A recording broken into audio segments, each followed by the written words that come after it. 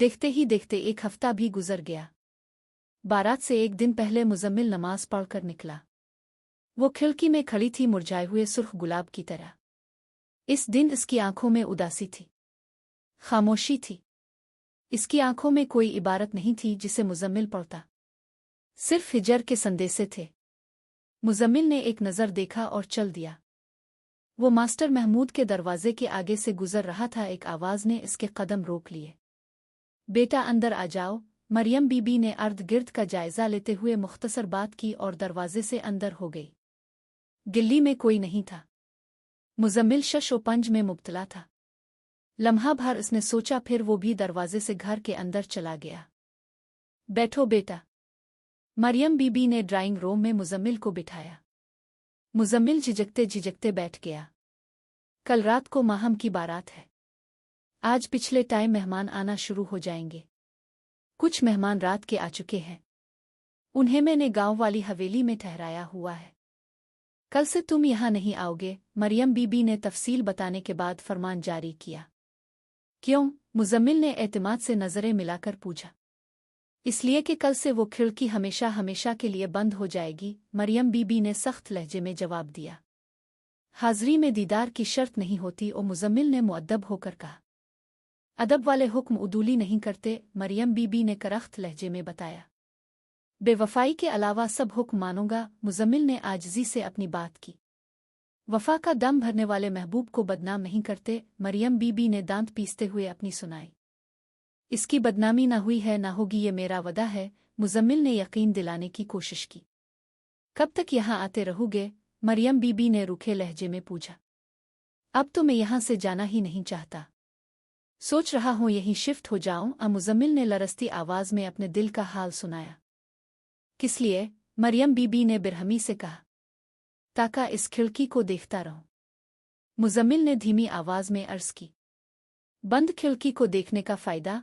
मरियम बीबी ने तंज़ किया। महब्बत में फ़ायदा नुकसान नहीं देखा जाता, मुजम्मिल ने दुखी आवाज़ में कहा। अब तो हर चीज़ में फ़ायदा नुकसान देखा जाता है, मरियम बीबी ने तंज़िया मुस्कुराहट के साथ बताया। मैं ताजिर हूँ, सिर्फ तिजारत में फ़ायदा नुकसान देखता हूँ, मोहब्बत में नहीं। मुजम्मिल ने अपनी सफाई दी। करते तिजारत हो और बातें मोहब्बत की, मरियम बीबी ने तंज़ किया। मोहब्बत के साथ तिजारत करता हूँ, तिजारत से मोहब्बत नहीं करता। मुजम्मिल ने आंखें मिलाते हुए इत्तला दी। बातें अच्छी कर लेते हो, मरियम बीबी ने तंज़ के साथ तारीफ की। मोहब्बत ने सिखा दी है। मुजम्मिल ने दिल पर पत्थर रख के मुस्कुराते हुए कहा। मरियम बीबी को मुजम्मिल की मुस्कुराहट पर थोड़ा सा गुस्सा आ गया। वो गुस्से में बोली। देखो मुजम्मिल साहिब, हमने मोहब्बत काफ़ी खेल ली। अब हकीकत की दुनिया में वापस आ जाओ। मैंने के अना कल से तुम यहाँ नहीं आओगे बस। मरियम बीबी ने घन गरज के साथ अपना फैसला सुना दिया। अब माँ बनकर हुक्म देंगी तो मैं मान लूँगा, अगर चौधराइन बनकर कहेंगी तो। मुजम्मिल ने शाइस्तगी से कह दिया। तो किया? मरियम बीबी ने तेवर दिखाते हुए पूछा। तो कुछ नहीं। और मुजम्मिल फिर उसी तरह मुस्करा दिया। तुम मुझे समझते किया हो? मरियम बीबी ने घुरी डालते हुए पूछा। इसकी माँ और अपनी माँ जैसी नहीं आपको अपनी माँ मानता हूँ। मुजम्मिल को निमल हैदर की बात याद आ गई थी। इसने मरियम बीबी का इकबाल बुलंद करते हुए इदब से कहा था। ये इस क्या लगा रखी है, इसका एक नाम भी है, वो क्यों नहीं लेते? मरियम बीबी ने टटोलती नज़रों से देखते हुए पूछा। इसका नाम सिर्फ दुआ में लेता हूँ, मुजम्मिल ने उल्फत के साथ बताया। दुआ में क्यों लेते हो इसका नाम? मरियम बीबी ने हक जिताते हुए पूछा। इसके लिए कि दुआ करने के लिए आपकी इजाज़त नहीं दरकार। मुजम्मिल ने साफ गोई से कह दिया। क्या दुआ करते हो इसके लिए? मरियम बीबी ने कुछ नरमी से पूछा। ए अल्लाह, माहम को वो सेहत अता फरमा जिसके बाद बीमारी ना हो। मुजम्मिल ने अकीदत से बताया। अशल ठीक कहती है, तुम दोनों वाकई पागल हो। मरियम बीबी ने फौरन अपना लहजा और रवैया बदल लिया। देखो मुजम्मिल बेटा, मैं कुछ नहीं कर सकती। मेरी बेटी के लिए तुमसे अच्छा लड़का कोई हो ही नहीं सकता। मेरी ख्वाहिश के बावजूद उसकी शादी तुमसे नहीं हो सकती। शादी के बाद पत्ता नहीं किया होगा, मरियम बीबी ने फिक्रमंदी से कहा था। और किसी बात का तो मुझे भी पत्ता नहीं। एक बात कन्फर्म है, मैं अपनी नज़र पर पर्दा ज़रूर डाल दूंगा। ये कहकर मुजम्मिल चुपचाप गर्दन झुकाए वहां से चला गया। तुम्हारी शमून से शादी होने के बाद भी ये विंडो ओपन रखोगी? अशल ने माहम को झंझोड़ कर पूछा था। माहम अब भी गुमसिम थी। अशल ने दोबारा इसे हिलाया। Tell me. नहीं, कभी नहीं। मैं मुजम्मिल की तरफ खिलने वाली सारी खिड़कियां बंद कर दूंगी, चाहे वो दिल की हो या लकड़ी की। और माहम ने बाएं हाथ की पुश्त से अपने आंसू साफ किए थे। माहम चौधरी, चुल्लू मान लिया तुम मुजम्मिल की तरफ खिलने वाली खिड़की बंद कर भी लो, क्या इसे शमून के लिए खोल सकोगी? अशल ने खनकती आवाज में पूछा। कोशिश करूंगी, माहम ने जख्मी आवाज में जवाब दिया। हारिस कहता है, अशल याद रखना, दिल के दवार हर दस्तक पर नहीं खुलते, शौहर के लिए खिल जाते हैं। माहम ने हतमी अंदाज में कहा। मेरी माँ के तो नहीं खिले थे, अशल ने कर्ब से बताया। बीवी का फर्ज है कि वो अपने शौहर से मोहब्बत करे, कोई फर्ज अदा कर लेता है और कोई कज़ा। अब्बा कहते हैं हर औरत का हक है कि इसकी शादी में इसकी मर्जी शामिल हो। अशल ने हकीम साहिब की कही हुई बात का सहारा लिया। मैंने अपना यही हक शमून के लिए इस्तेमाल किया है। माहम, फार गाड सिक, हक तलफी को हक का नाम मत दो, अशल ने समझाने के अंदाज में कहा। माहम गर्दन झुकाए खामोश थी। जब्त के बावजूद उसकी आंखों से अश्क छलक पड़े। अशल इसे गौर से देख रही थी। वो पास गई और इसे गिले लगा लिया। अशल ने माहम के आंसू साफ किए और उसका हाथ थाम कर कहने लगी।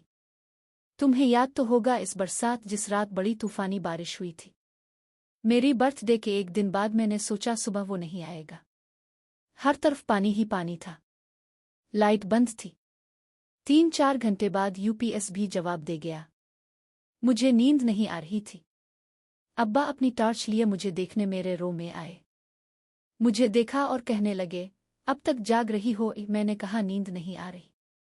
अब्बा बोले, इमरजेंसी लाइट जला लो। और मैं इमरजेंसी लाइट जलाने लगी तो मेरी नज़र मोमबत्तियों और माचिस पर पड़ी जो पिछली रात केक काटने से पहले बुझा दी गई थी। एक के बाद एक मोमबत्ती जलकर अपने ही मुंह में गर्क होने लगी।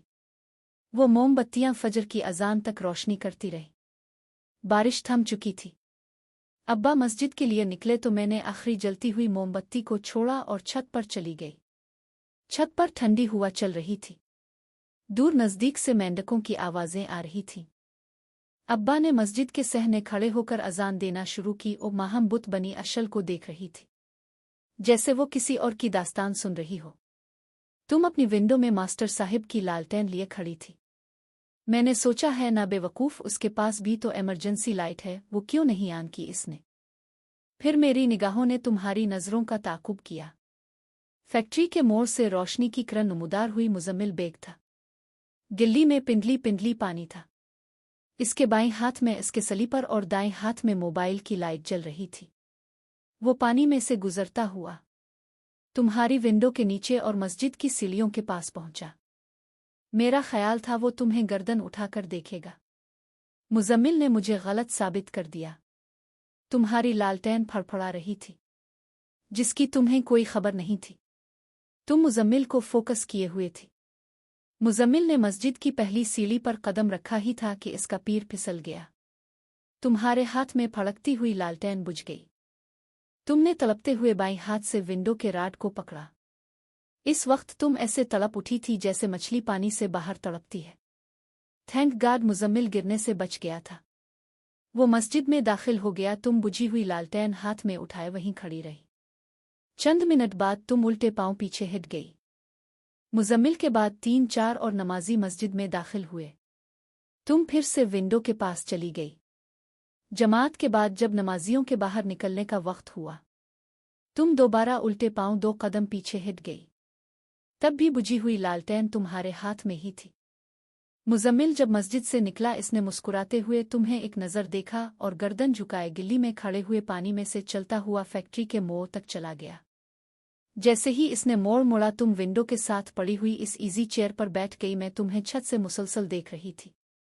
अशल ने खिड़की के पास पड़ी हुई इजी चेयर की तरफ इशारा करते फिर से कहा। इस चेयर पर बैठने के बाद तुम्हें पता चला तुम्हारे हाथ में जलती हुई लालटेन तो बुझ चुकी है।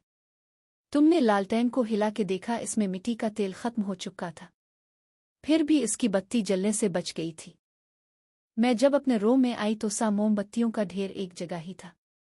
वो रात भर जलती रहें और सुबह जले हुए मोम के कब्रिस्तान में दफन हो गए।